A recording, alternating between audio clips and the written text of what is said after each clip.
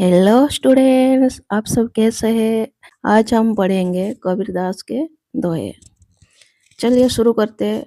बच्चों, क्या कभी ऐसा हुआ है कि किसी की कड़वी बात सुनकर आपको बुरा लगा हो या किसी की मीठी बात सुनकर आपका मन खुश हो गया हो। आज हम एक ऐसे महान संत के बारे में पढ़ेंगे जिन्होंने हमें मीठी बोली और अच्छे व्यवहार की बातें बहुत आसान शब्दों में सिखाई है। आप बता सकती है। दोहा यानी सिर्फ 2 लाइनों की एक ऐसी छोटी सी कविता जिसमें जीवन की बहुत बड़ी सीख छिपी होती है। जैसे छोटे से पैकेट में बड़ा धमाका। आज से लगभग 600 साल पहले हमारे देश में एक बहुत बड़े संत और कवि हुए जिनका नाम था संत कबीरदास। वे पढ़े लिखे नहीं थे, लेकिन उनकी कई बातें आज भी हमारे जीवन में उतनी ही सच साबित होती है। तो चलिए आज की कविता को शुरू करते हैं और साथ में क्वेश्चन आंसर भी करेंगे। पाठ 1, कबीरदास के दोहे। गुरु गोविंद दो खड़े काके लागे पाए, बलिहारी गुरु आपने गोविंद दियो बतायो। इसका अर्थ है, कबीर जी कहते हैं कि हमारे जीवन में गुरु का स्थान भगवान से भी बड़ा है। यदि गुरु और भगवान दोनों एक साथ खड़े हो तो हमें सबसे पहले गुरु के चरण छूने चाहिए, क्योंकि गुरु ही हमें भगवान तक पहुंचने का सही मार्ग दिखाते हैं। साधु ऐसा चाहिए जैसा शुभ सुभाए, साथ सर को गई रहे थोथा दे उड़ाए। इसका अर्थ है, एक अच्छे और साधु स्वभाव वाले व्यक्ति को शुभ अनाज साफ करने वाले छाछ के समान होना चाहिए। जैसे शुभ अच्छे अनाज को अपने पास रख लेता है और कचरे को उड़ा देता है, वैसे ही हमें भी अच्छे बातों को अपनाना चाहिए और बुरी बातों को छोड़ देना चाहिए। ऐसी वाणी बोलिए मन की अपा खाए, औरन को शीतल करे आपहु शीतल है। इसका अर्थ, हमें अपने मन का अहंकार छोड़ देना चाहिए और हमेशा मीठी वचन बोलने चाहिए। मीठी बोली बोलने से सुनने वाले को तो खुशी मिलती ही है, साथ ही बोलने वाले का मन भी शांत और शीतल रहता है। बड़ा हुआ तो क्या हुआ जैसे पेड़ खजूर, पौधी को छाया नहीं फल लागे अति दूर। इसका अर्थ है, केवल शरीर या आकार में बड़ा होने से कोई महान नहीं बन जाता। खजूर का पेड़ बहुत ऊंचा और बड़ा होता है, लेकिन वो यात्रियों को छाया नहीं दे सकता और उसके फल भी बहुत ऊंचाई पर लगते हैं। मनुष्य की महानता इसमें है कि वो दूसरों की काम आए। निंदक नियरे रखिए आंगन कुटी छवाए, बिन पानी साबुन बिना निर्मल करे सुभाए। इसका अर्थ है, जो लोग हमारी कमियां निकालते हैं या हमारी निंदा करते हैं उन्हें हमेशा अपने पास रखना चाहिए। ऐसे लोग बिना साबुन और पानी के ही हमारी कमियां बताकर हमारे स्वभाव और चरित्र को एकदम साफ और पवित्र बना देते हैं। बातचीत के लिए प्रश्नवान, गुरु भगवान से बड़े हैं, यह विषय कबीर के कौन से दोहे में वर्णित है, इसके बारे में आप कक्षा में चर्चा कीजिए। यह विषय कबीरदास जी के पहले दोहे में वर्णित है। दोहा है, गुरु गोविंद दो खड़े काके लागे पाए, बलिहारी गुरु आपने गोविंद दिया बतायो। इस दोहे में कबीर जी ने बताया है कि गुरु का स्थान भगवान से भी ऊंचा होता है, क्योंकि वे ही हमें भगवान तक पहुंचने का रास्ता बताते हैं। क्वेश्चन 2, साधु के स्वभाव के बारे में आप क्या जानते हैं, इस पर कक्षा में चर्चा कीजिए। कबीरदास जी के अनुसार साधु का स्वभाव शुभ, अनाज साफ करने वाले छाछ के समान होना चाहिए। जैसे शुभ अच्छे अनाज को रख लेता है और कचरे को उड़ा देता है, वैसे ही साधु अच्छे गुणों को अपनाते हैं और बुरी बातों को छोड़ देते हैं। क्वेश्चन 3, मीठी बोली या मीठे वचन बोलने से हमें क्या लाभ मिलता है, इसके बारे में कक्षा में बताइए। मीठी वाणी बोलने से सुनने वाले को बहुत खुशी मिलती है और उसे अच्छा लगता है। इसके साथ ही मीठा बोलने वाले का अपना मन भी शांत और शीतल रहता है। मीठे वचन बोलने से आपस में प्यार और सम्मान बढ़ता है। क्वेश्चन 4, हम बड़े लोग किन्हें कहेंगे? बड़े लोगों का लक्षण क्या है? इस पर चर्चा कीजिए। हम उन्हें बड़ा कहेंगे जो हमेशा दूसरों की मदद करते हैं। केवल शरीर में या धन में बड़ा होने से कोई बड़ा नहीं होता। बड़े लोग का लक्षण यह है कि वे खजूर के पेड़ की तरह सिर्फ ऊंची नहीं होते, बल्कि वे दूसरों के काम आते हैं। क्वेश्चन 5, निंदा करने वाले लोग परोक्षों में हमारा क्या उपकार करते हैं? सहपाठियों के साथ चर्चा कीजिए। निंदा करने वाले लोग हमेशा हमारी कमियां हमें बताते हैं। उनकी बातें सुनकर हम अपनी गलतियां को सुधार सकते हैं। इस तरह के बिना साबुन और पानी के ही हमारे स्वभाव को एकदम साफ और पवित्र बना देते हैं। सोचिए और लिखिए। निम्नलिखित प्रश्नों के सही उत्तर विकल्पों में से चुनकर लिखिए। प्रश्न क, गुरु गोविंद दो घोड़े काके लागे पायो, इस दोहे में किसके बारे में कहा गया है? ऑप्शन 3, गुरु के महत्व के बारे में कहा गया है। प्रश्न ख, साधु ऐसा चाहिए जैसा शुभ शुभाए, सार सार को गही रही धोथा दही उड़ाए, इस दोहे में साधु के स्वभाव के बारे में क्या कहा गया है?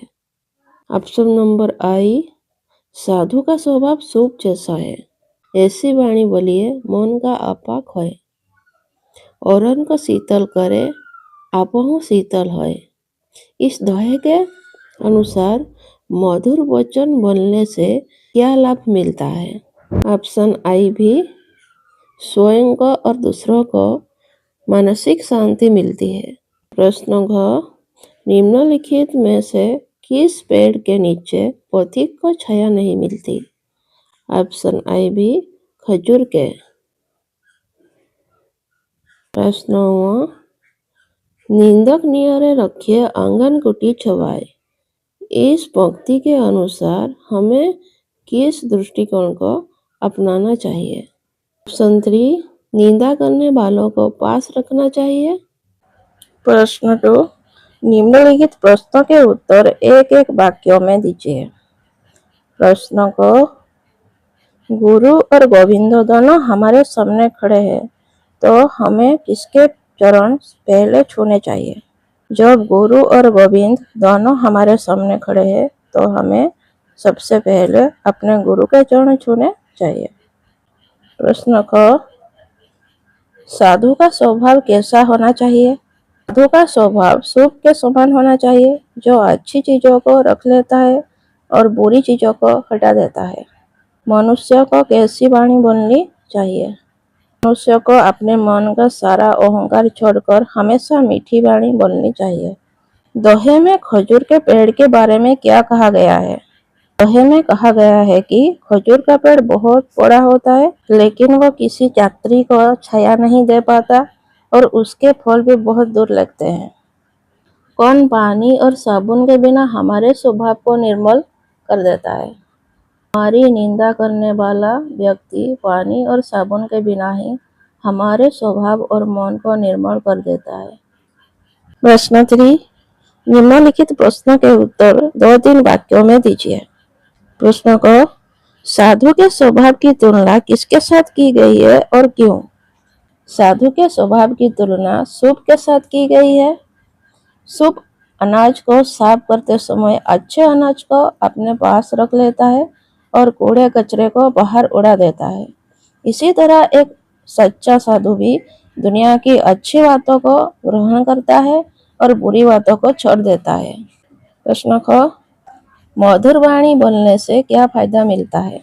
मधुर वाणी बोलने से सुनने वाले लोगों को बहुत खुशी और शांति मिलती है।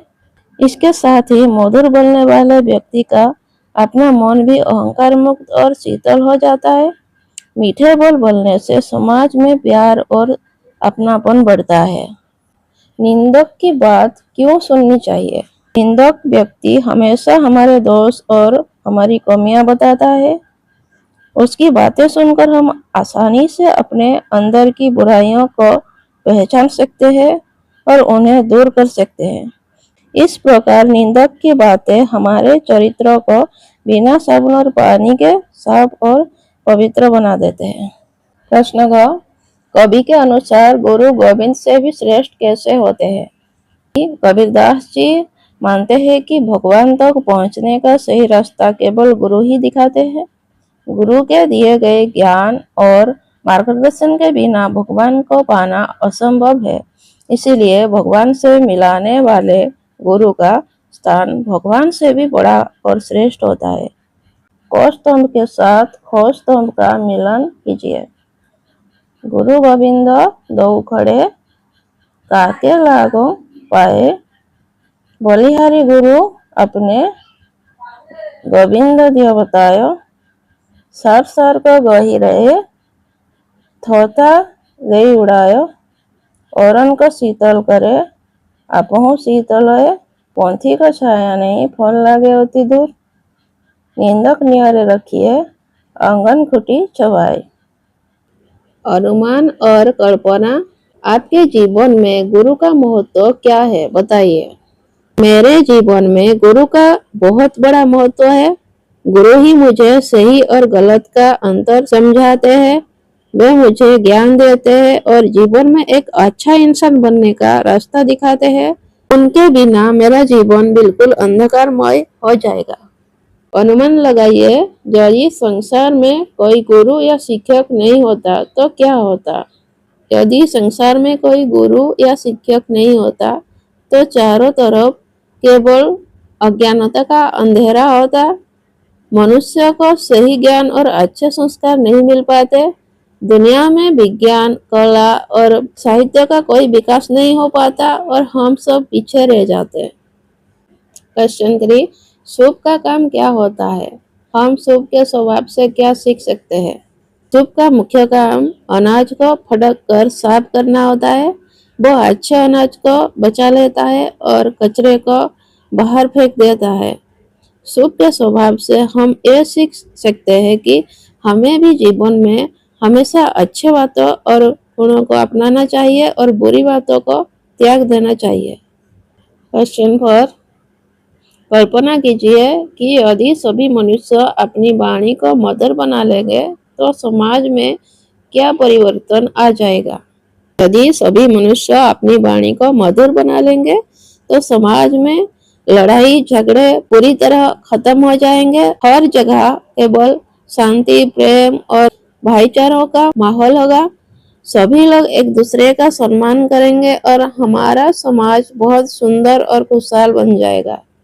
खजूर, ताड़ और नारियल जैसे पेड़ों के नीचे छाया नहीं होती, पर यह पेड़ बहुत उपयोगी होते हैं। इन पेड़ों की उपयोगिता बताइए।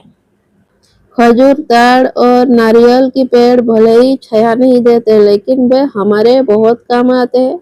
नारियल से हमें पीने का मीठा पानी और खाने के लिए स्वादिष्ट फल मिलता है। इन पेड़ों के पत्ते से चटाई, टकरी और की छत बनाई जाती है।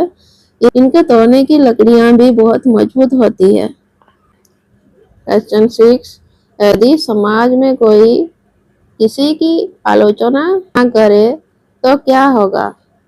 लाभ या हानि? अपने विचार कक्षा में साझा कीजिए।